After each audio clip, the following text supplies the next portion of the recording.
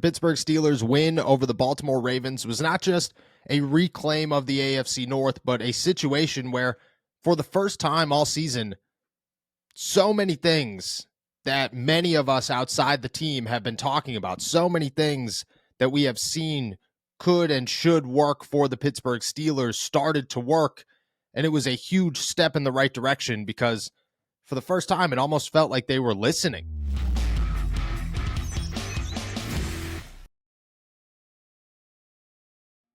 What's going on, everybody? I'm Noah Strackbein. Thank you for jumping on to Steelers to Go, your daily to-go cup of Pittsburgh Steelers news and analysis. Find us on youtube.com/All Steelers Talk and subscribe anywhere you get your podcast. The Pittsburgh Steelers walk away with a 17-10 victory over the Baltimore Ravens in as dramatic AFC North fashion as it comes. You win against the Baltimore Ravens no matter what. It's a huge victory, both for your playoff spot, for your belief in yourself, and just for a fan base as a whole. If you walk away with a victory over Lamar Jackson, John Harbaugh, and an incredible defense, you have to feel good about yourself, and the Pittsburgh Steelers tend to do that more times than not.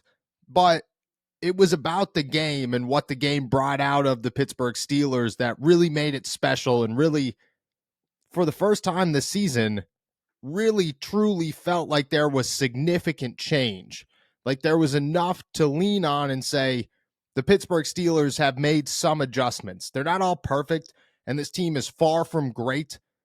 They might not even be good, but they made the moves, they made the changes that put them in the right direction, and you saw the immediate benefits. We'll start with Joey Porter Jr., obviously. You put him out in the second half, you tell him that he's going to get more snaps. He starts to replace Levi Wallace and Patrick Peterson, and boom, in a clutch situation where you're down 10-8, where Gunnar Olszewski seemingly tried to give the game away, you come up with the biggest play of the game. Yes. That and Miles Kilbrew's block punt. Neck and neck. Still, one of, if not the biggest play of the game, in an interception against Lamar Jackson on the 5-yard line against Odell Beckham Jr. You, up to this point, played less than 70 snaps in your NFL career. Odell Beckham Jr. is a possible Hall of Famer. Lamar Jackson is an MVP. John Harbaugh and that offense as a whole have gone out and won so many games and have proven so many people wrong about any narrative they ever had about them. Joey Porter Jr. tells everybody, shut up, I'm here. I'm ready to go. No worries. I got it. That is a move the Pittsburgh Steelers have been ignoring for 4 weeks, 5.5 weeks, or 4.5 weeks. And everybody outside the team has been yelling it and telling them, look, Patrick Peterson and Levi Wallace are fine.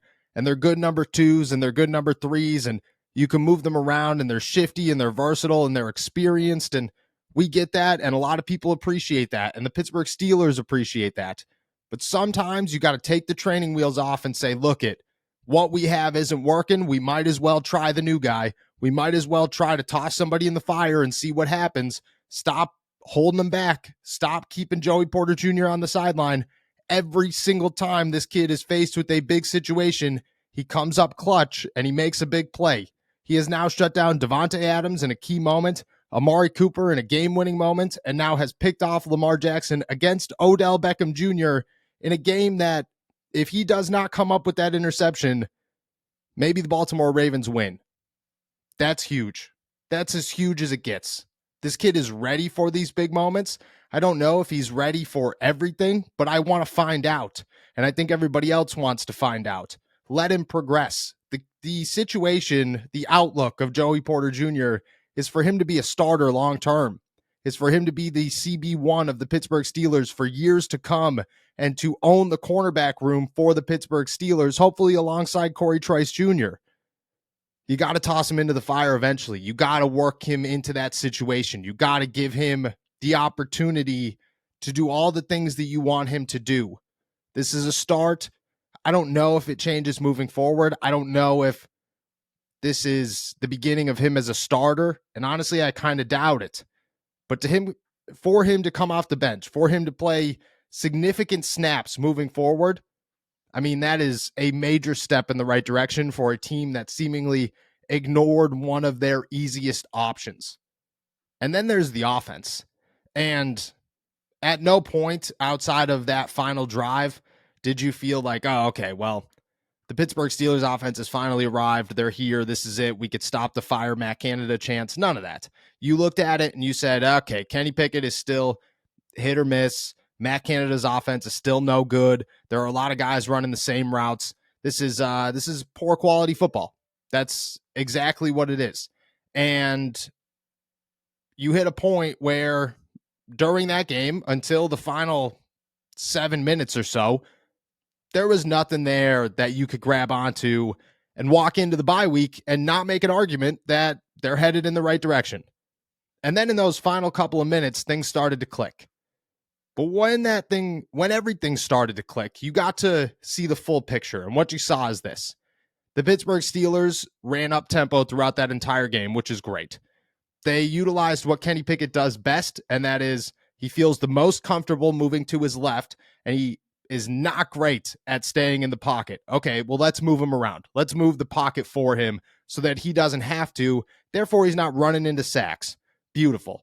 Jaylen Warren has the hot hand. Awesome. Let's just roll with Jaylen Warren. Why would we continue to switch running backs or move away from the run if we don't need to?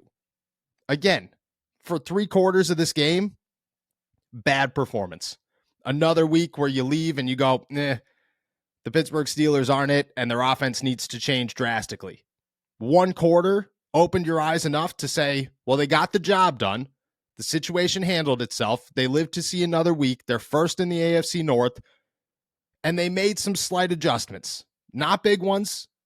Not saying that the fire Canada chants are no longer justified. Just saying that they made little ones. And what those little ones showed us is that hopefully,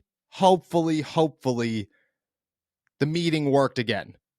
Hopefully, when you got to sit down and guys got to voice their frustrations and say, hey, look, this isn't working. We got to do this. Or people are saying this. We should do this. Or whatever. However it went. I don't know if they put my face up on a dartboard and they all just threw darts on it. Who cares?